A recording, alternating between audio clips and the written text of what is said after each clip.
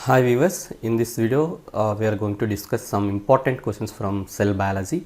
So let us see the first question now. So the first question is థైలికాయిడ్ అనేటువంటిది ఏ కణాంగంలో ఉంటుంది అనేటువంటిది ఇచ్చారు. So thylakoid structures are present in which cellular organelle అనేటువంటిది ఇక్కడ ఇచ్చినటువంటి ఒక క్వశ్చన్. సో ఇక ఇచ్చినటువంటి ఒక స్టేట్మెంట్స్ చూద్దాం. ఇక్కడ క్లోరోప్లాస్ట్ అనేటువంటి ఒక కణాంగం ఇచ్చారు, అండ్ మైటోకాండ్రియా అనేటువంటి ఒక కణాంగం ఇచ్చారు, కేంద్రకం అనేటువంటిది ఇచ్చారు, దెన్ ఇక సెల్ వాల్ కణకవచం అనేటువంటిది ఇవ్వడం జరిగింది. సో ఇప్పుడు ఇచ్చినటువంటి ఒక 4 స్టేట్మెంట్స్లో కానీ మనం అబ్జర్వ్ చేసినట్టయితే సో ఈ 4 కూడా మనకి ఇచ్చిన సెల్యులార్ ఆర్గనెల్స్ ఇచ్చారు. మరి ఈ 4 సెల్యులార్ ఆర్గనెల్స్లో థైలికాయిడ్ అనేటువంటి యొక్క స్ట్రక్చర్ ఏ సెల్యులార్ ఆర్గనెల్లో ఉంటుంది అనేటువంటిది క్వశ్చన్. సో ఇప్పుడు ఇక క్లోరోప్లాస్ట్ అనేటువంటి ఈ యొక్క స్ట్రక్చర్లో ఏమవుతుందంటే ఇక సెల్యులార్ ఆర్గనెల్లో ఈ యొక్క థైలికాయిడ్ అనేటువంటి ఒక స్ట్రక్చర్ అనేటువంటిది ఉంటుంది. ఇప్పుడు క్లోరోప్లాస్ట్ అనేటువంటి దాని యొక్క స్ట్రక్చర్ అనేటువంటిది చూద్దాం. మీరు ఇక్కడ చూడొచ్చు క్లోరోప్లాస్ట్ యొక్క స్ట్రక్చర్ అనేటువంటిది. సో ఇక క్లోరోప్లాస్టిక్ కానీ మీరు అబ్జర్వ్ చేసినట్టయితే సో ఇది ఇక 2 లిపిడ్ లేయర్స్తో ఇది కవర్ అయి ఉంటుంది. ఇక క్లోరోప్లాస్ట్ అనేది ఒక దాన్ని అవుటర్ మెంబ్రెయిన్ అంటాం, ఇంకొక దాన్ని ఇన్నర్ మెంబ్రెయిన్ అని చెప్పడం జరుగుతుంది. So inside of this chloroplast so లోపల ఉన్నటువంటి ఒక భాగాన్ని ఏమంటారంటే స్ట్రోమా అని చెప్పడం జరుగుతుంది. సో లోపల ఉన్నటువంటి భాగాన్ని ఖాళీ భాగాన్ని స్ట్రోమా అని చెప్పడం జరుగుతుంది. అండ్ ఈ స్ట్రోమాలో మనం చూసినట్టయితే బిల్డింగ్ లైక్ స్ట్రక్చర్స్ మీకు కనిపిస్తున్నాయి. ఇక బిల్డింగ్ లైక్ స్ట్రక్చర్స్ని థైలికాయిడ్స్ అంటారు. ఇవి కూడా అగైన్ ఇక లిపిడ్ ప్రోటీన్స్తో ఏర్పడినటువంటిది యొక్క స్ట్రక్చర్స్, ఇవన్నీ కూడా లిపిడ్స్ ప్రోటీన్స్తో ఏర్పడినటువంటి స్ట్రక్చర్స్. సో ఈ యొక్క స్ట్రక్చర్ చాలా ఇంపార్టెంట్ ఇక క్లోరోప్లాస్ట్లో, ఎందుకంటే మనకు తెలిసి ఇక క్లోరోప్లాస్ట్ అనేటువంటిది ఇది ఫోటోసింథసిస్ అనే దాన్ని పర్ఫామ్ చేయడం అనేటువంటిది జరుగుతుంది. అంటే కిరణజన్య సంయోక్రియ అనే దాన్ని నిర్వహిస్తుంది. సో కిరణజన్య సంయోక్రియలో మనకు తెలుసు ఇక లైట్ ఎనర్జీ అనేటువంటిది ఏమవుతుందంటే ఇక కెమికల్ ఎనర్జీగా కన్వర్ట్ అవ్వడం అనేటువంటిది జరుగుతుంది. అయితే లైట్ ఎనర్జీ కెమికల్ ఎనర్జీగా కన్వర్ట్ అవ్వడానికి ఏమవుతుందంటే ఈ యొక్క ప్రాసెస్కి కొన్ని రకాలైనటువంటి ఒక పిగ్మెంట్స్ అనేటువంటిది అవసరము. సో ఆ యొక్క పిగ్మెంట్స్ అనేటువంటివి ఎక్కడ ఉంటాయి అంటే ఇక్కడ ఉన్నటువంటి ఒక థైలికాయిడ్ యొక్క మెంబ్రెయిన్స్లో ఉంటాయి. సో ఈ థైలికాయిడ్ మెంబ్రెయిన్స్లో క్లోరోఫిల్ లాంటి ఒక పిగ్మెంట్స్ అనేటువంటివి ఉంటాయి. సో ఇక క్లోరోఫిల్ లాంటి ఈ యొక్క పిగ్మెంట్స్ అనేటువంటిది ఏమవుతుందంటే ఇక్కడ ఇవి లైట్ ఎనర్జీని కెమికల్ ఎనర్జీగా కన్వర్ట్ చేయడం అనేటువంటిది జరుగుతుంది. సో ఇక్కడ మీరు చూసినట్టయితే థైలికాయిడ్స్ అనేటువంటివన్నీ బిల్డింగ్ లైక్ స్ట్రక్చర్స్ ఈ విధంగా ఉన్నాయి కదా. సో ఈ యొక్క వీటిని ఏమంటే చెప్తామంటే ఈ విధంగా స్టాక్ లాగా ఇవన్నీ అరేంజ్ అయి ఉంటాయి. అంటే ఒకదాని మీద ఒకటి ఈ విధంగా స్టైర్స్ లాగా ఇది అరేంజ్ అయి ఉంటే సో దాన్ని ఏమంటామంటే గ్రానం అంటాం. సో అలాగే మనం అబ్జర్వ్ చేసినట్టయితే సో ఈ విధంగా ఒకదానితో ఒకటి అంటే ఒక స్ట్రక్చర్ ఇంకొక స్ట్రక్చర్స్తో ఇది మళ్ళీ చూస్తే మెంబ్రెయిన్ స్ట్రక్చర్ ద్వారా ఇది ఏమవుతుందంటే సో ఇవన్నీ కూడా లింక్ అయ్యాయి, అన్నీ కూడా ఒకదానితో ఒకటి కనెక్ట్ కాబడడం జరిగింది. సో దీన్ని లామెల్లా అని చెప్పడం జరుగుతుంది.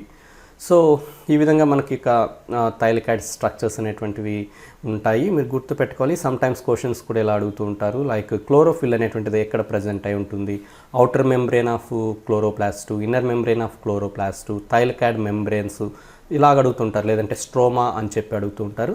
సో ఇవన్నీ కూడా ఎక్కడ ఉంటాయంటే ఇవన్నీ థైలికాయిడ్ మెంబ్రెయిన్స్లో ఉంటాయనేది గుర్తుపెట్టుకోవాలి క్లోరోఫిల్స్. అలాగే ఇక స్ట్రోమా అనేటువంటిది చాలా ఇంపార్టెంట్ ఇక భాగము ఇందులో. సో ఎందుకంటే ఇక్కడ మనం అబ్జర్వ్ చేసినట్టయితే ఇక్కడ కెల్విన్ సైకిల్ అనేటువంటిది ఒకటి ఇక్కడ ఆపరేట్ అవుతూ ఉంటుంది స్ట్రోమాలో. సో అది కూడా చాలా ఇంపార్టెంట్ మనకు. ఇక కెల్విన్ సైకిల్లో మనము తెలిసినటువంటిది. సో అక్కడ ఏమవుతుందంటే ఇక C3 ప్లాంట్స్లో ఇక రుబిస్కో అనేటువంటిది ఉంటుంది. సో ఆ విధమైనటువంటి ఇక రుబిస్కో అనేటువంటిది ఏం పర్ఫామ్ చేస్తూ ఉంటుందంటే ఇక CO2ని యాక్సెప్ట్ చేసుకోవడం అనేటువంటిది జరుగుతుంది. సో ఇది ఈ యొక్క థైలికాయిడ్స్కి సంబంధించినటువంటి ఒక ఇన్ఫర్మేషన్ అనేటువంటిది. సో దీనికి రైట్ స్టేట్మెంట్ అనేటువంటిది క్లోరోప్లాస్ట్ అనేటువంటిది గుర్తుపెట్టుకోవాలి. సో క్లోరోప్లాస్ట్లో యొక్క థైలికాయిడ్ స్ట్రక్చర్స్ అనేటువంటివి ఉంటాయి. So now let us move to the next question. So next question వచ్చి ఇక మైటాసిస్ కణ విభజన అనేటువంటిది ఎవరు కనుగొన్నారు అనేటువంటిది ఇక్కడ ఇచ్చినటువంటి ఒక క్వశ్చన్. సో ఇక మైటాసిస్ అనేటువంటి ఒక సెల్ డివిజన్ ఎవరు ఫస్ట్ ఐడెంటిఫై చేశారనేటువంటిది, లేకుంటే ఎవరు డిస్కవర్ చేశారనేటువంటిది. సో ఇచ్చినటువంటి స్టేట్మెంట్స్ చూస్తే ఇక్కడ మనకు ఫ్లెమింగ్ అనేటువంటి సైంటిస్ట్ పేరు ఇచ్చారు, ఆంటోనీ వాన్ లూవెన్హుక్ ఇచ్చారు, రాబర్ట్సన్ ఇవ్వడం జరిగింది, వాల్డైర్ అనేటువంటిది ఇవ్వడం జరిగింది. సో ఇక వాల్డైర్ అనే సైంటిస్ట్ ఏంటంటే క్రోమోజోమ్ అనేటువంటి ఒక వర్డ్ని ఇతను మొదటిగా ఇంట్రడ్యూస్ చేయడం జరిగింది. సో నెక్స్ట్ ఇక రాబర్ట్సన్ చూస్తే ఇతను ఇక ప్లాస్మా మెంబ్రెయిన్కి సంబంధించి ఇక యూనిట్ మెంబ్రెయిన్ థియరీ అనేటువంటి దాన్ని ప్రపోజ్ చేయడం అనేటువంటిది జరిగింది. నెక్స్ట్ ఇక ఆంటోనీ వాన్ లూవెన్హుక్ చూస్తే ఇతను మైక్రోస్కోప్ని ఇన్వెంట్ చేయడం అనేటువంటిది జరిగింది. సో నెక్స్ట్ ఫ్లెమింగ్ అనే సైంటిస్ట్ ఏం చేశాడంటే ఇతను మొదటిగా ఇక కణ విభజన అనే దాన్ని కనుగొనడం అనేటువంటి జరిగింది. సో దీనికి రైట్ స్టేట్మెంట్ అనేటువంటిది ఫ్లెమింగ్ అవడం జరుగుతుంది. నెక్స్ట్ క్వశ్చన్కి మూవ్ అవుదాం. నెక్స్ట్ క్వశ్చన్ వచ్చి కయాజ్మాస్ అనేటువంటిది ఏ దశలో ఏర్పడతాయి అనేటువంటిది. సో కయాజ్మా అనేటువంటి ఈ యొక్క స్ట్రక్చర్ అనేటువంటిది ఏ దశలో అంటే కణ విభజనలో ఏ దశలో జరుగుతుంది అనేటువంటిది. సో కణ విభజన అనేటువంటిది రెండు రకాలుగా ఉంటుంది మనం చూసినట్టయితే. సో మైటాసిస్ అని చెప్తాం, అలాగే మియాసిస్ అని చెప్పడం జరుగుతుంది. ఇక మైటాసిస్ కావచ్చు లేదంటే ఇక మియాసిస్ కావచ్చు అబ్జర్వ్ చేసినట్టయితే. సో మైటాసిస్లో మళ్ళీ మనం చూసినట్టయితే 4 దశలు ఉంటాయి. ప్రోఫేజ్ అని ప్రథమ దశ, మెటా ఫేజ్ అని మధ్యస్థ దశ, అలాగే నా ఫేజ్ చలన దశ, అలాగే టీలో ఫేజ్ అంత్య దశ అనేటువంటిది ఉంటుంది. సో ప్రథమ దశ, మధ్యస్థ దశ, చలన దశ, అంత్య దశ అనేటువంటిది ఉంటుంది. అదే మియాసిస్లో చూస్తే 2 ఫేజెస్ అనేటువంటిది ఉంటుంది. ఫేజ్ 1 అండ్ ఫేజ్ 2 అని చెప్పడం జరుగుతుంది. సో ఫేజ్ 1 అండ్ ఫేజ్ 2 అనేటువంటి 2 ఫేజెస్ ఉంటాయి. సో ఇక ఫేజ్ 1లో కానీ అబ్జర్వ్ చేసినట్టయితే మళ్ళీ ఇక్కడ ప్రో ఫేజ్ అనేటువంటిది ఉంటుంది, మెటా ఫేజు, ఎనా ఫేజు, టీలో ఫేజ్ అనేటువంటిది ఉంటుంది. సో లైక్ మైటాసిస్ లాగే ఉంటుంది. కానీ ఇక్కడ ఉన్నటువంటి ప్రో ఫేజ్లో మళ్ళీ ఏమవుతాయంటే ఇక 5 సబ్ ఫేజెస్ అనేటువంటిది మనము అబ్జర్వ్ చేయడం అనేది జరుగుతుంది. వాటిని లెప్టోటిన్, జైగోటిన్, ప్యాకిటిన్, డిప్లోటిన్, డయాకైనసిస్ అని చెప్పడం జరుగుతుంది. ఆ విధంగా 5 సబ్ ఫేజెస్ అనేటువంటివి ఉంటాయి. సో తర్వాత మళ్ళీ ఫేజ్ 2 ఉంటుంది. ఫేజ్ 2లో మళ్ళీ ప్రో ఫేజ్ ఉంటుంది, మెటా ఫేజ్ ఉంటుంది, ఎనా ఫేజ్ ఉంటుంది, టీలో ఫేజ్ ఉంటుంది. కానీ ఇక్కడ ఉన్నటువంటి ప్రో ఫేజ్లో ఏమవుతుందంటే ఇక లెప్టోటిన్, జైగోటిన్, ప్యాక్టిన్, డిప్లోటిన్, డయాకైనసిస్ అనేటువంటి ఇక దశలు అనేటువంటివి ఉండవు, గుర్తుపెట్టుకోవాలి. సో ఇవి ఓన్లీ మనము ఎక్కడ అబ్జర్వ్ చేస్తామంటే ఇక మియాసిస్ యొక్క ప్రో ఫేజ్లోని మియాసిస్ యొక్క ఫేజ్ 1లోనే అబ్జర్వ్ చేయడం అనేటువంటి జరుగుతుంది. సో సమ్ టైమ్ క్వశ్చన్స్ కూడా ఎలా అడుగుతుంటారు, chiasma structures are seen in. So మైటాసిస్లో అబ్జర్వ్ చేస్తామా, మియాసిస్లో అబ్జర్వ్ చేస్తామా, మియాసిస్ ఇక ప్రో ఫేజ్లో ఫేజ్ 1 ప్రో ఫేజా, మియాసిస్ యొక్క ఫేజ్ 2 ప్రో ఫేజా.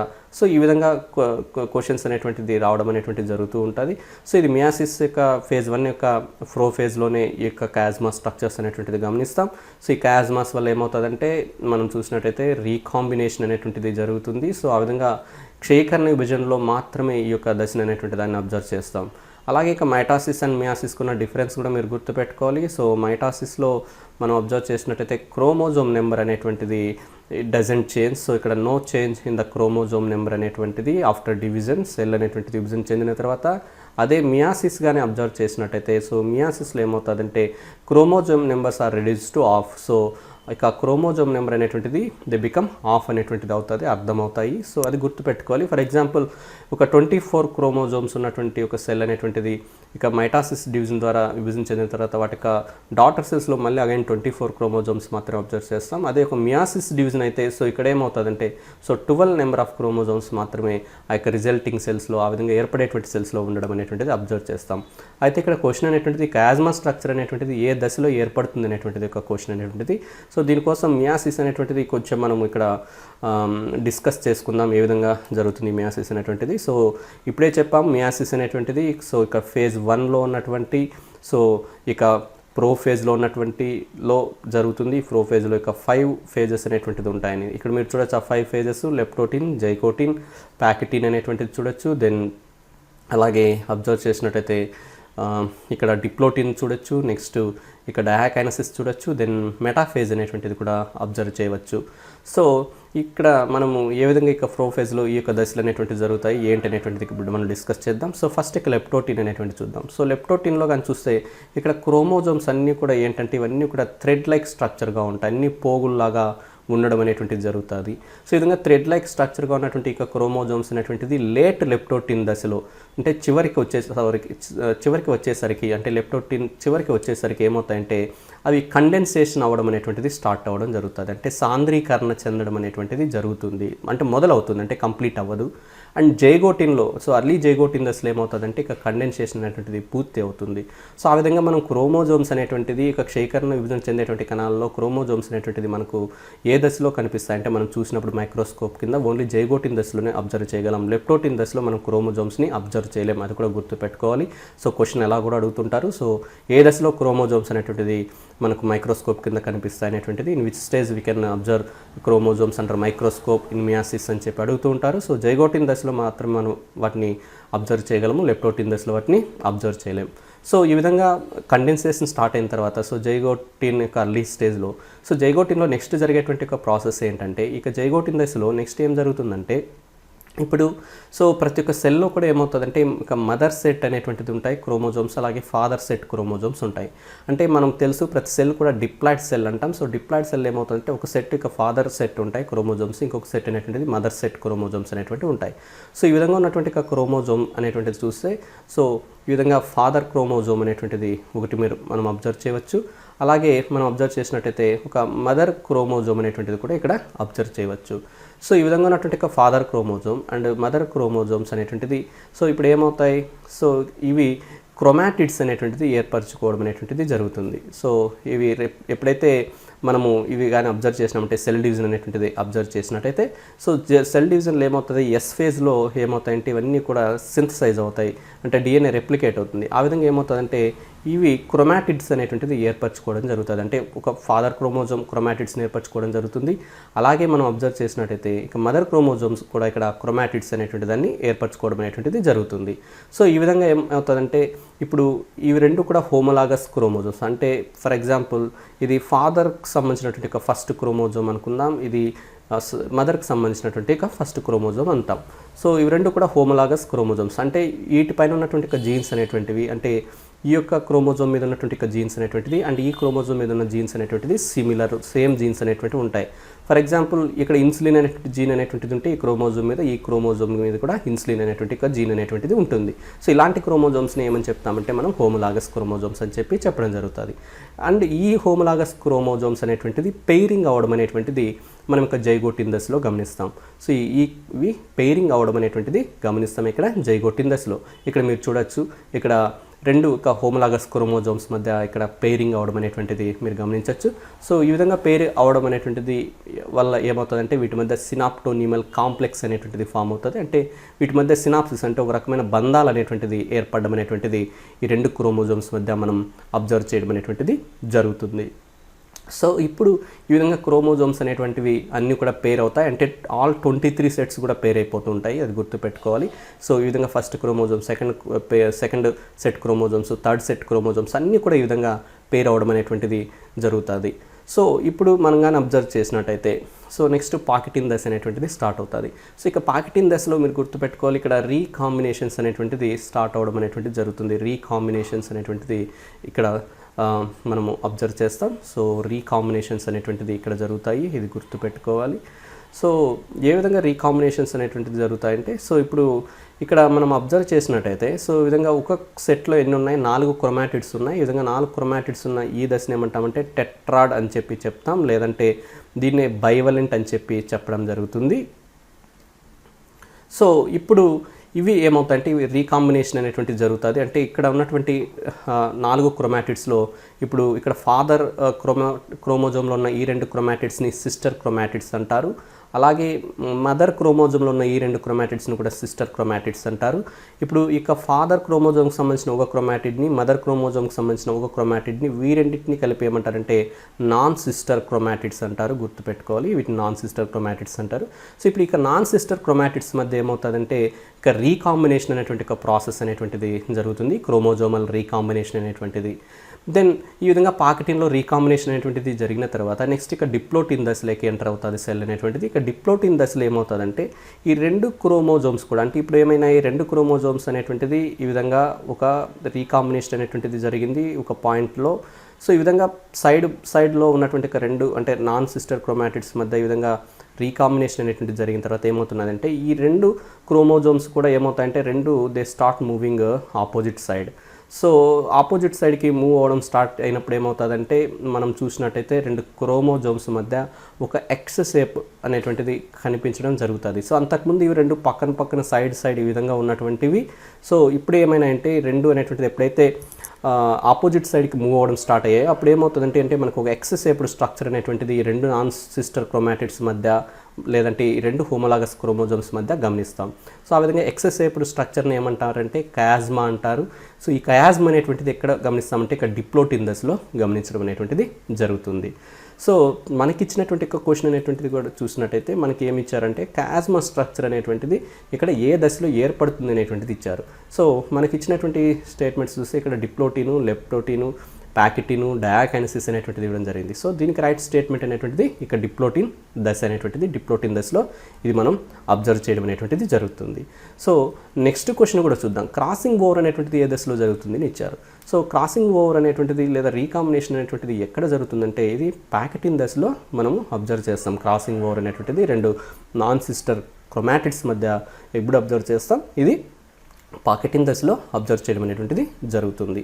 సో ఇప్పుడు నెక్స్ట్ దశ అనేటువంటి ఇక్కడ డయాకైనసిస్ అనేటువంటిది కూడా ఇక్కడ చూద్దాం. సో డయాకైనసిస్లో ఏమవుతుందంటే, సో ఇక్కడ ఇంకా మీరు గమనించాలి. సో ఇక్కడ ఇంకా న్యూక్లియర్ మెంబ్రెయిన్ అనేటువంటిది ఇక్కడ ఇది డిస్టర్బ్ అవ్వలేదు, స్టిల్ న్యూక్లియర్ మెంబ్రెయిన్ అనేటువంటిది ఇక్కడ ప్రజెంట్ అయింది. సో ఇక న్యూక్లియస్లోనే ఏమవుతాయంటే ఈ విధంగా క్రోమోజోమ్స్ అనేటువంటిది ఏమవుతాయంటే ఇవి ఆపోజిట్ పోల్స్కి మూవ్ అవ్వడం అనేటువంటిది జరుగుతుంది. సో తర్వాత మెటాఫేజ్లకి ఎంటర్ అయ్యే దశలో అంటే ఇక లేట్ ప్రోఫేజ్లోనే ఏమవుతుందంటే ఇక న్యూక్లియర్ మెంబ్రెయిన్ డిస్టర్బ్ అవుతుంది. ఈ విధంగా డిస్టర్బ్ అవ్వడం వల్ల ఈ యొక్క కంప్లీట్గా ఇక క్రోమోజోమ్స్ అన్ని సైటోప్లాజంలోకి రిలీజ్ కావడం జరుగుతుంది. ఈ విధంగా సైటోప్లాజంలోకి రిలీజ్ అయిన తర్వాత ఏమవుతుందంటే తర్వాత ఈ యొక్క క్రోమోజోమ్స్ అన్నీ కూడా ఏమవుతాయంటే అవి సెంటర్లో అవన్నీ కూడా అలైన్ అవ్వడం అనేటువంటిది జరుగుతుంది. Middle place of the cell mid place of the cell అన్నీ అలైన్ అవుతాయి. ఈ విధంగా అలైన్ అయ్యే దాన్ని మనం మెటాఫేజ్ అని చెప్పడం జరుగుతుంది. సో ఈ విధంగా ఈ యొక్క రీకాంబినేషన్ కావచ్చు, దెన్ ఈ యొక్క కయాజ్మా స్ట్రక్చర్స్ ఫార్మేషన్ అనేటువంటిది ఈ యొక్క క్రోమోజోమ్స్లో జరగడం అనేటువంటి జరుగుతుంది. ఈ విధంగా ఏమవుతుందంటే ఫాదర్ క్రోమోజోమ్స్ మదర్ క్రోమోజోమ్స్కి మధ్య జెనెటిక్ మెటీరియల్ ఎక్స్చేంజ్ అవ్వడం అనేటువంటి జరుగుతుంది. ఈ విధంగా న్యూ కాంబినేషన్ ఆఫ్ జీన్స్ కావచ్చు, క్రోమోజోమ్స్ కానీ అబ్జర్వ్ అయ్యి దానివల్ల నెక్స్ట్ వచ్చేటువంటి ఒక ప్రోజనీలు ఏమవుతాయంటే వేరియేషన్స్ అనేటువంటిది, వైవిధ్యాలు అనేటువంటిది చోటు చేసుకోవడం అనేటువంటిది జరుగుతుంది. సో ఇప్పుడు నెక్స్ట్ క్వశ్చన్ అనేటువంటి చూద్దాం. సో నెక్స్ట్ క్వశ్చన్ ఇక ల్యాంప్ బ్రష్ క్రోమోజోమ్స్ అనేటువంటిది వెయిట్లో ఉంటాయి అనేటువంటిది ఇక్కడ క్వశ్చన్. సో ల్యాంప్ బ్రష్ క్రోమోజోమ్లు అనేటువంటిది వెయిట్లో ఉంటాయి అనేటువంటిది. సో ఇక ల్యాంప్ బ్రష్ క్రోమోజోమ్స్ యొక్క స్ట్రక్చర్ కూడా మనం చూద్దాం, ఎందుకు వీటికి ఈ విధంగా నేమ్ రావడం జరిగింది. సో ఏంటి ఇక ల్యాంప్ బ్రష్ క్రోమోజోమ్స్ అనేటువంటిది. సో క్రోమోజోమ్స్ అనేటువంటిది సాధారణంగా మనం చూసినట్టయితే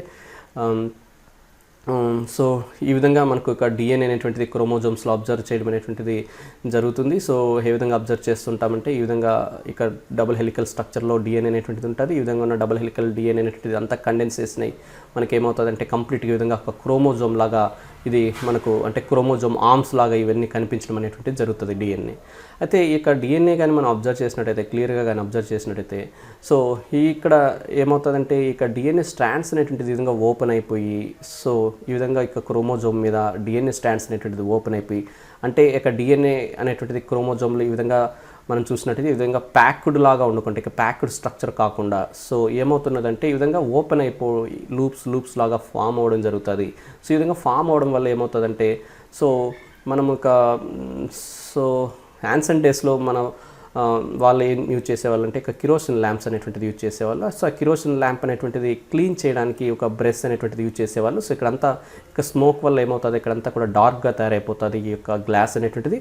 సో ఇక గ్లాస్ అనేటువంటి దాన్ని క్లీన్ చేయడానికి they used one kind of brush. So ఆ బ్రష్ లాగే ఈ యొక్క స్ట్రక్చర్ అనేటువంటిది ఉండడం వల్ల వీటికి ల్యాంప్ బ్రష్ క్రోమోజోమ్స్ అని చెప్పి పేరు ఇవ్వడం అనేటువంటి జరిగింది. సో యాక్చువల్ పర్పస్ ఎందుకు ఈ విధంగా డిఎన్ఏ ఇక క్రోమోజోమ్స్లో ఈ విధంగా అరేంజ్ అయింది లేకుంటే ఈ విధంగా ఆర్గనైజ్ అయింది అనేటువంటి చూస్తే సో ఇవి ట్రాన్స్క్రిప్షనల్లీ యాక్టివ్ ప్లేసెస్ అంటాం. సో ట్రాన్స్క్రిప్షనల్లీ యాక్టివ్ ప్లేసెస్ అంటే that means they are producing mRNA very actively. So mRNA యాక్టివ్గా ప్రొడ్యూస్ అవుతుందంటే ప్రోటీన్స్ అనేటువంటివి ఆర్ ప్రొడ్యూసింగ్ వెరీ యాక్టివ్లీ అనే మీనింగ్. సో ప్రోటీన్స్ అనేటువంటిది ఎక్కువగా ప్రొడ్యూస్ అవుతున్నాయి అంటే దట్ మీన్స్ ఏంటంటే ఆ సెల్ అనేటువంటిది ఫ్యూచర్ పర్పస్ కోసం కొన్ని ప్రోటీన్స్ అనేటువంటిది సింథసైజ్ చేసుకుంటుంది అనేటువంటిది దాని అర్థము. సో యూజువల్గా ఏంటంటే మనం ఊసైట్స్లో ఇది ఎక్కువ అబ్జర్వ్ చేయడం అనేటువంటి జరుగుతుంది. సో ఊసైట్స్లో ఏమవుతుందంటే సో ఆ యొక్క ఎంబ్రియో అనేటువంటిది డెవలప్ అవడానికి కావాల్సిన కంప్లీట్ యొక్క న్యూట్రియంట్స్ అన్నీ కూడా ఏంటవుతుందంటే ఆ యొక్క ఊసైట్ అనేటువంటిది డెవలప్ చేసుకోవడం జరుగుతుంది. అంటే బిఫోర్ ఇట్ బికమ్స్ జైగోట్గా అది మార్పు చెందక ముందే ఏమవుతుందంటే కావాల్సినటువంటి ఫుడ్ అంతా కూడా అది ప్రిపేర్ చేసుకుంటుంది. ఐ మీన్ ప్రోటీన్స్ అన్నిటిని కూడా అది ప్రిపేర్ చేసుకోవడం, లిపిడ్స్ని స్టోర్ చేసుకోవడం జరుగుతుంది. సో ఆ పర్పస్ కోసం ఏమవుతుందంటే కావాల్సిన ప్రోటీన్స్ సింథసైజ్ కావడానికి కావాల్సినటువంటి జీన్స్ అనేటువంటివి ఈ విధంగా ట్రాన్స్క్రిప్ట్ అవ్వడానికి ఇది ఏమవుతుందంటే ఇక్కడ డిఎన్ఏ అంతా కూడా లూప్స్ లాగా ఫామ్ అవ్వడం అనేటువంటిది జరుగుతుంది. సో ఆ విధంగా ఇక ల్యాంప్రెస్ క్రోమోజోమ్స్ అనేటువంటివి మనం అబ్జర్వ్ చేయడం అనేటువంటిది జరుగుతుంది. మరి ఇక ల్యాంప్రెస్ క్రోమోజోమ్స్ ఎక్కడ మనము అబ్జర్వ్ చేస్తాము, ఇక్కడ మనకి ఇచ్చినటువంటి ఇక స్టేట్మెంట్స్లో ఇచ్చారు. సో వీటిలో వేట్లో అబ్జర్వ్ చేస్తాం అనేటువంటిది ఇక్కడ క్వశ్చన్. సో ఇక్కడ మనకి ఇచ్చిన స్టేట్మెంట్స్ చూస్తే డ్రోసోఫిలా అనేటువంటిది ఇచ్చారు, పటికపాము అనేటువంటిది ఇచ్చారు. సో ఇది ఒక నెమటోడు, పటికపాము అంటే సో సీతాకోక చిలుక అనేటువంటిది ఇవ్వడం జరిగింది, బటర్ఫ్లై పైవన్నిట్లోనే ఇవ్వడం జరిగింది. సో ఇది డ్రోసోఫిలా కావచ్చు, కొన్ని డిప్థీరియన్ ఫ్లైస్లో ఏమవుతుందంటే ఈ కైండ్ ఆఫ్ ఇక ల్యాంప్రెస్ క్రోమోజోమ్స్ ఫామ్ అవుతాయి. ఈవెన్ ఇక హ్యూమన్ ఊసైడ్స్లో కూడా మనం ఇక ల్యాంప్రెస్ క్రోమోజోమ్స్ అనేటువంటిది అబ్జర్వ్ చేయము, ఓన్లీ కొన్ని ఫ్లైస్లో మాత్రమే వీటిని అబ్జర్వ్ చేయడం అనేటువంటిది జరుగుతుంది. సో ఈవెన్ కైరనోమస్ వాటిలో కూడా ఫ్లైస్లో కూడా దీన్ని అబ్జర్వ్ చేయడం అనేటువంటిది జరుగుతుంది. సో నెక్స్ట్ ఇక స్ట్రక్చర్ అనేటువంటిది చూద్దాం. నెక్స్ట్ క్వశ్చన్ అనేటువంటిది చూద్దాం. నెక్స్ట్ క్వశ్చన్ వచ్చి శుక్రకణంలో ఉన్నటువంటి యాక్రోజోమ్ అనేటువంటిది ఏ కణం యొక్క రూపాంతరము, ఏ కణాంగం యొక్క రూపాంతరము. సో శుక్రకణం అనేటువంటి ఒక స్ట్రక్చర్ కానీ అబ్జర్వ్ చేసినట్టయితే సో దానికి పైన ఒక క్యాప్ లాంటి ఒక స్ట్రక్చర్ అనేటువంటిది ఉంటుంది. సో ఆ క్యాప్ లాంటి ఒక స్ట్రక్చర్ని ఏమంటామంటే యాక్రోజోమ్ అని చెప్పడం జరుగుతుంది. సో ఈ యొక్క యాక్రోజోమ్ అనేటువంటిది ఏ కణాంగం యొక్క రూపాంతరం అనేటువంటిది ఇక్కడ క్వశ్చన్. సో యాక్చువల్గా ఏదైనా సరే ఒక సెల్లో ఏదైనా ఒక స్పెషలైజ్డ్ స్ట్రక్చర్ అనేటువంటిది అబ్జర్వ్ చేసామంటే, ఒక ప్రత్యేకమైన నిర్మాణం అనేటువంటిది అబ్జర్వ్ చేసామంటే సో డెఫినెట్గా ఏమవుతుందంటే అందులో ఉన్నటువంటి ఏదో ఒక సెల్యులార్ ఆర్గనెల్, ఏదో ఒక కణాంగం అనేటువంటిది ఆ విధంగా మాడిఫై అయ్యి ఆ విధంగా స్పెషలైజ్డ్ స్ట్రక్చర్ అనేటువంటిది ఫామ్ చేస్తూ ఉంటుంది అనేది మనము ఇక్కడ గమనించాలి. సో ఇక్కడ మనకి ఇచ్చిన స్టేట్మెంట్స్ చూస్తే Golgi complex, endoplasmic reticulum, lysosome, ribosomes అనేటువంటిది ఇవ్వడం జరిగింది. సో యాక్చువల్గా ఇక మనం అబ్జర్వ్ కానీ చేసినట్టయితే సో ఇక స్పర్మ్లో ఏమవుతుందంటే ఇక్కడ ఉన్నటువంటి గాల్జీ కాంప్లెక్స్ అనేటువంటిది మాడిఫై ఈ విధంగా యాక్రోజోమ్ అనేటువంటిది ఫామ్ చేస్తుంది. సో ఈ యాక్రోజోమ్ అనేటువంటిది ఏంటంటే ఎప్పుడైతే ఇక స్పర్మ్ సెల్ అనేటువంటిది ఇక ఓమ్ని ఇది రీచ్ అవుతుందో సో ఇక్కడ ఓవం పైన ఉన్నటువంటి హైలూరినిక్ యాసిడ్ అనేటువంటి ఒక హెటెరోపాలిసాకరైడ్ అనేటువంటిది ఉంటుంది. సో ఆ హైలూరినిక్ యాసిడ్ అనేటువంటి హెటెరోపాలిసాకరైడ్ని రిమూవ్ చేయడానికి, క్లియర్ చేయడానికి ఏమవుతుందంటే ఒక ఎంజైమ్ అనేటువంటిది అవసరము. సో ఆ ఎంజైమ్ అనేటువంటిది ఇక్కడ ఏమవుతుందంటే యాక్రోజోమ్ అనేటువంటిది ప్రొడ్యూస్ చేస్తుంది. సో ఆ ఎంజైమ్ని హైలూరినిడేజ్ అని చెప్పడం జరుగుతుంది. ఆ యొక్క హైలూరినిడేజ్ ఎంజైమ్ అనేటువంటిది ఇక్కడ ప్రొడ్యూస్ అయ్యి సో ఇక్కడ ఉన్నటువంటి హైలూరినిక్ యాసిడ్ని ఇది రిమూవ్ చేసినప్పుడు ఏమవుతుందంటే సో ఇక్కడ ఉన్నటువంటి స్పర్మ్ అనేటువంటిది ఈ యొక్క ఓమ్ యొక్క ప్లాస్మా మెంబ్రేన్ని ఇది ఏమవుతుందంటే ఇది కాంటాక్ట్ చేయడం అనేటువంటిది జరుగుతుంది. సో ఆ విధంగా ఏమవుతుందంటే ఇక స్పర్మ్ అనేటువంటిది ఇక ఓవంలో ఉన్నటువంటి ప్లాజంలోకి ఇది ఎంటర్ అయ్యేదానికి అవకాశం అనేటువంటిది ఉంటుంది. సో ఆ విధంగా ఇక గాల్జీ కాంప్లెక్స్ అనేటువంటిది మనకు తెలుసు, ఇదేమిటంటే ఎక్కువగా ఇక ప్రోటీన్స్ అనేటువంటిది ఎండోప్లాస్మిక్ రెటిక్యులంలో సింథసైజ్ అయితే ఈ విధంగా సింథసైజ్ అయినటువంటిది ఏమవుతుందంటే ఇక గాల్జీ కాంప్లెక్స్ ద్వారా అన్ని సెల్యులార్ ఆర్గనెల్స్కి ఏమవుతుంటాయంటే ట్రాన్స్పోర్ట్ అవుతూ ఉంటాయి. సో అలాగే ఏమవుతుందంటే ఇది కొన్ని ఇక ప్రోటీన్స్ని స్టోర్ చేసి సో రిలీజ్ చేసేటువంటి ఒక క్యారెక్టరిస్టిక్ ఫీచర్ కూడా ఈ యొక్క గాల్జీ కాంప్లెక్స్కి ఉంటుంది. సో ఆ విధంగా దీనికి రైట్ స్టేట్మెంట్ వచ్చి గాల్జీ కాంప్లెక్స్. సో ఇప్పుడు నెక్స్ట్ క్వశ్చన్కు మూవ్ అవుదాం. సో నెక్స్ట్ క్వశ్చన్ వచ్చి ఎండోప్లాస్మిక్ రెటిక్యులం అనేటువంటిది ఏ కణాంగం నందు ఉండదు అనేటువంటిది ఇచ్చారు. సో ఎండోప్లాస్మిక్ రెటిక్యులం సో మనకు తెలుసు it is a cellular organelle. So ఇక సెల్యులార్ ఆర్గనెల్ అనేటువంటిది దేంట్లో యాబ్సెంట్ అయి ఉంటుంది అనేటువంటిది. సో బేసిక్గా మనకు తెలిసి ఇక ప్రో క్యారెట్స్లో కానీ అబ్జర్వ్ చేసినట్టయితే సో ఒక ప్రో క్యారెట్స్లో ఎలాంటి సెల్యులార్ ఆర్గనెల్స్ ఉండవు. So they are absent. So cellular organelles are absent in prokaryotes అనేటువంటిది మనకు తెలుసు. సో ఇచ్చినటువంటి స్టేట్మెంట్స్లో చూద్దాం ఏది ప్రో క్యారెట్ అనేటువంటిది. సో బ్యాక్టీరియా అనేటువంటిది ఇచ్చారు. వి నో దట్ బ్యాక్టీరియా అనేటువంటిది ప్రో క్యారెటిక్ ఆర్గానిజం. సో దీంట్లో ఇది యాబ్సెంట్ అయి ఉంటుంది. సో రిమైనింగ్ ఆప్షన్స్ కూడా చూద్దాం. కాలే కణాలు ఇది యూకారెటిక్ సెల్, అండము ఇది కూడా యూకారెటిక్ సెల్, శుక్రకణము ఇది కూడా యూకారెటిక్ సెల్. సో వీటన్నిటిలో కూడా ప్రజెంట్ అయి ఉంటుంది. సో బ్యాక్టీరియాలో ఇది యాబ్సెంట్ అయి ఉంటుంది కాబట్టి దీనికి రైట్ స్టేట్మెంట్ అనేటువంటిది ఇక బ్యాక్టీరియా అనేటువంటిది. సో ఇప్పుడు ఇక నెక్స్ట్ క్వశ్చన్కి మూవ్ అవుదాం. సో జంతు సామ్రాజ్యంలో అతి చిన్న కణం ఏదైనటువంటిది. సో లివింగ్ కింగ్డమ్ సో జంతు సామ్రాజ్యం అనే కాదు, సో వృక్ష సామ్రాజ్యం కావచ్చు, జంతు సామ్రాజ్యం కావచ్చు, ఫంగై కావచ్చు, లేకుంటే మనం అబ్జర్వ్ చేసేటువంటి ఇక బ్యాక్టీరియా కావచ్చు. సో ఏవైనా సరే వీటిలో ఏది అతి చిన్న కణం అనేటువంటిది. సో ద స్మాలెస్ట్ సెల్ అని. సో ఇక్కడ మనం అబ్జర్వ్ చేసినట్టయితే సో మైకోప్లాజ్మా ఇచ్చారు, బాసిలస్ బ్యాక్టీరియా ఇచ్చారు, తెల్ల రక్త కణం ఇచ్చారు, ఆస్టియోసైట్స్ అనేటువంటిది ఇవ్వడం జరిగింది. సో వీటిలో మైకోప్లాజ్మా దీనే PPLO అని చెప్పడం జరుగుతుంది. ఫ్లూరోనిమాటిక్ లైక్ ఆర్గానిజం అంటారు. ఫ్లూరోనిమాటిక్ లైక్ ఆర్గానిజం అనేటువంటిది. So this is the smallest cell in the entire living Kingdom. So అతి చిన్న కణం అని చెప్పి దీన్ని చెప్పడం జరుగుతుంది. సో నెక్స్ట్ క్వశ్చన్కి మూవ్ అవుదాం. డిక్టియోజోమ్లు అనేటువంటిది ఈ క్రింది వేటి రూపాంతరం అనేటువంటిది. సో డిక్టియోజోమ్ స్ట్రక్చర్స్ గురించి ఇక్కడ క్వశ్చన్ అనేటువంటిది. సో ఇక్కడ డిక్టియోజోమ్స్ అనేటువంటివి చూస్తే ఇవి ప్లాంట్ సెల్స్లో అబ్జర్వ్ చేసేటువంటి స్ట్రక్చర్స్. ఇవి యానిమల్ సెల్స్లో కనిపించవు, గుర్తుపెట్టుకోవాలి. ఓన్లీ ప్లాంట్స్లో మాత్రమే అబ్జర్వ్ చేస్తాం ఈ యొక్క స్ట్రక్చర్స్. సో ఏ యొక్క సెల్ ఆర్ ఆర్గనల్ యొక్క మాడిఫికేషన్స్ ఇవి అనేటువంటిది. సో ఇచ్చినటువంటి చూద్దాం. గాల్జీ కాంప్లెక్స్ ఇచ్చారు, డెస్మోజోమ్స్, ఎండోప్లాస్మిక్ రెటికులం, లైసోజోమ్స్ ఇచ్చారు. సో లైసోజోమ్స్ అనేటువంటి మనకు తెలుసు, వీటిని సూసైడల్ బ్యాగ్స్ అని చెప్పడం జరుగుతుంది. వీటిని సూసైడల్ బ్యాగ్స్ అంటే ఆత్మహత్య కోశాలు అని చెప్పడం జరుగుతుంది. ఎండోప్లాస్మిక్ రెటికులం అనేటువంటిది ఇది ప్రోటీన్ సింథసిస్ అనేటువంటిది ఇక్కడ జరుగుతూ ఉంటుంది with the help of ribosomes అనేటువంటిది. డెస్మోజోమ్స్ అనేటువంటిది చూస్తే ఇవి ఒక సెల్ని ఇంకొక సెల్తో కానీ లేకుంటే ఒక సెల్ని ఒక సెల్యులార్ ఇక మ్యాట్రిక్స్తో కానీ ఇక బైండ్ చేయడానికి అవసరమైనటువంటి ఒక స్ట్రక్చర్స్ ఇక డెస్మోజోమ్స్ అనేటువంటిది. ఈ విధంగా సెల్స్ టు సెల్ అనేటువంటి కనెక్షన్ ఫామ్ అయినప్పుడు ఏమవుతుందంటే కొన్ని సెల్స్ కలిసి టిష్యూ అనేటువంటిది ఫామ్ చేయగలడం అనేటువంటిది జరుగుతుంది. సో ఆ విధంగా టిష్యూ ఫార్మేషన్లో ఇక డెస్మోజోమ్స్ అనేటువంటిది ఇన్వాల్వ్ అవుతాయి. నెక్స్ట్ ఇక గాల్జీ కాంప్లెక్స్. ఇక గాల్జీ కాంప్లెక్స్ అనేటువంటిది ఇక డిక్టియోజోమ్స్ అంటారు ఇక ప్లాంట్ సెల్స్లో. ఎందుకు వీటిని డిక్టియోజోమ్స్ అంటారంటే సో ఇవి స్మాల్ ఇక వెసికల్ స్ట్రక్చర్స్లో ఉంటాయి. సో యాక్చువల్గా మనం చూసినట్టయితే ఇవి ట్యూబ్ లైక్ స్ట్రక్చర్ గాను, అలాగే ఇక వెసికల్ లైక్ స్ట్రక్చర్ గాను, సో ఈ విధంగా మనము అబ్జర్వ్ చేస్తూ ఉంటాము ఈ యొక్క గాల్జీ కాంప్లెక్స్ అనేటువంటిది. అంటే చాలా ఫామ్స్లో ఇక గాల్జీ కాంప్లెక్స్ అనేటువంటిది మనం అబ్జర్వ్ చేస్తూ ఉంటాము. సో ఇక ప్లాంట్ సెల్స్లో కానీ అబ్జర్వ్ చేసినట్టయితే ఎక్కువగా ఇక వెసికల్ స్ట్రక్చర్స్లో ఎక్కువగా ఇవి ఉండడం అనేటువంటిది జరుగుతుంది. స్మాల్ వెసికల్ స్ట్రక్చర్స్లో ఎక్కువగా ఇక గాల్జీ కాంప్లెక్స్ ఉండడం వల్ల డిక్టియోజోమ్స్ అని చెప్పడం జరుగుతుంది వీటిని. సో నెక్స్ట్ క్వశ్చన్కి ఇప్పుడు మూవ్ అవుదాం.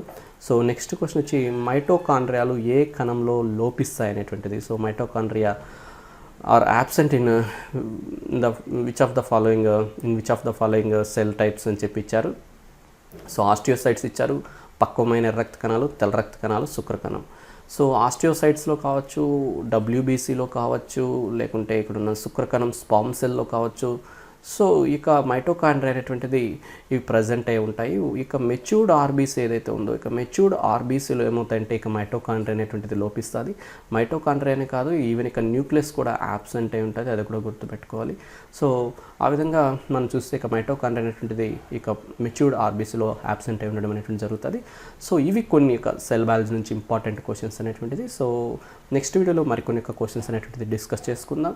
అండ్ వన్ మోర్ థింగ్ ఏంటంటే ఇప్పుడు ఏదైతే ఇక అంటే దీనికి సంబంధించిన PDF అనేటువంటిది చాలామంది రిక్వెస్ట్ చేస్తున్నారు.